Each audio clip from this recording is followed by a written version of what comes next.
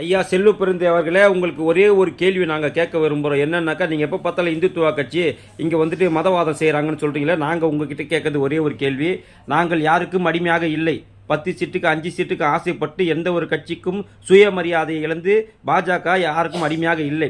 இன்று அண்ணாமலை அவர்கள் எங்களுக்கு மிகப்பெரிய கூட்டணியான அதிமுகவை உதறிவிட்டு தனது கட்சியை வளர்க்க வேண்டும், தமிழகத்தில் பாஜகவை வளர்க்க வேண்டும், பாஜக ஆட்சி அமைக்க வேண்டும் என்று சொல்லி மேலே பேசி ஒரு நம்பிக்கையை ஏற்படுத்தி இன்னைக்கு தனித்து களம் காண்டு இன்னைக்கு பாஜக தலைமையிலான கூட்டணி 18% ஓட்டுகள் எடுத்துருக்குன்னு சொன்னால் அவர் பெயர் தான் தலைவர்.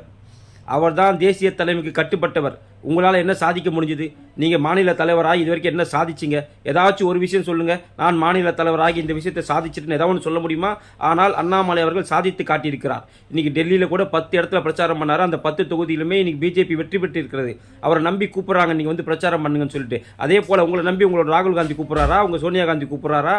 முதல்ல ஒன்று தெரிஞ்சுக்குங்க. இன்றைக்கி அண்ணாமலை சொன்னால் மோடி அவர்கள் கேட்கிறார், அமித்ஷா அவர்கள் கேட்கிறார், நட்டாஜி அவர்கள் கேட்கிறார். நீங்கள் சொன்னால் உங்கள் ராகுல் கேட்பாரா, பப்பு கேட்பாரா, உங்கள் சோனியா காந்தி கேட்பாங்களா, கார்கே கேட்பாரா? ஏனென்றால் உங்களை ஒரு ஆளாவே மதிக்கவில்லை. உங்களை இங்கே அடகு வைத்து விட்டார்கள். யாருக்கு? திமுகவிற்கு செல்வ பெருந்தகையும் தமிழ்நாடு காங்கிரஸையும் அடகு வைத்து விட்டார்கள். கடைசி வரைக்கும் உங்களால் இங்கே காமராஜர் ஆட்சி அமைக்கவே முடியாது. ஏனென்று சொன்னால் இந்த தமிழ்நாடு காங்கிரஸ் என்பது திமுகவின் ஒட்டுணியாக மாறிவிட்டது. இந்த ஒட்டுணியிலிருந்து நீங்கள் வெளியே வாங்க. முதல்ல தனித்து நின்று களம் காணுங்க. ஒரு முறையாவது திமுக விட்டு வெளியே வந்துட்டு தனித்து நிற்க. பிஜேபி தனித்து நிற்கிறது இல்லையா? இன்னைக்கு எவ்வளோ தைரியமாக நிற்கிறாங்க. இன்னைக்கு 18% ஓட்டு எடுத்திருக்கிறாங்க. அதே போல் உங்களோட ஓட்டு வங்கியை நீங்கள் நிரூபித்து காட்டுங்க.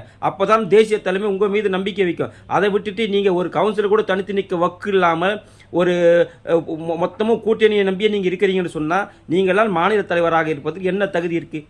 பாஜகவை பற்றி பேசுவதற்கோ மதத்தை பற்றி பேசுவதற்கோ இந்துத்துவாவை பற்றி பேசுவதற்கோ உங்களுக்கு என்ன தகுதி இருக்குது? தயவு செய்து திமுக விட்டு வெளியே வந்து தனித்து நின்று உங்களுடைய பலத்தை காட்டுங்கள். காமராஜர் ஆட்சி அமைப்போம் என்று வாயில் சொன்னால் பத்தாது, அதற்கான முயற்சி எடுக்க வேண்டும். அதை விட்டுவிட்டு அண்ணாமலை குறை சொல்வதை நிறுத்திவிட்டு செல்வ பெருந்தகை அவர்களே, உங்களுடைய கட்சியை வளர்க்க பாருங்கள். காங்கிரஸ் தமிழகத்தில் பூத கண்ணாடி போட்டி தன்னா கூட இன்றைக்கி தொண்டர்கள் கிடையாது. எனவே அப்படிப்பட்ட காங்கிரஸை வளர்த்தெடுப்பதற்கு என்னென்ன வழியோ அந்த வழியை பாருங்கள். இன்றைக்கி பாஜகவுடைய மாநில தலைவர் அந்த வேலையை கச்சிதமாக செய்து கொண்டிருக்கிறார். இங்கே 3% இருந்த வாக்கு வங்கியை இன்று 12% மாற்றி காட்டியிருக்கிறார். அதே போல் நீங்களும் கூட்டணி விட்டு வெளியே வந்து தைரியம் இருந்தால் கூட்டணி விட்டு வெளியே வாங்க. வந்துட்டு அதுக்கப்புறம் நீங்கள் பாஜகவை பற்றி பேசுங்க, இந்துத்துவாவை பற்றி பேசுங்க, மதச்சார்பை பற்றி பேசுங்க. அதை விட்டுட்டு எப்போது பார்த்தாலும் பாஜகவை பார்த்து மதவாத கட்சி என்று சொல்லி கொண்டே இருந்தீர்கள் என்றால் பாஜக வளர தான் செய்யும்.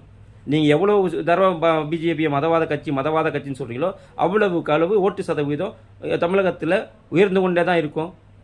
தேசியம் முழுவதுமே பாஜக ஜெயித்து கொண்டு தான் இருக்கும்.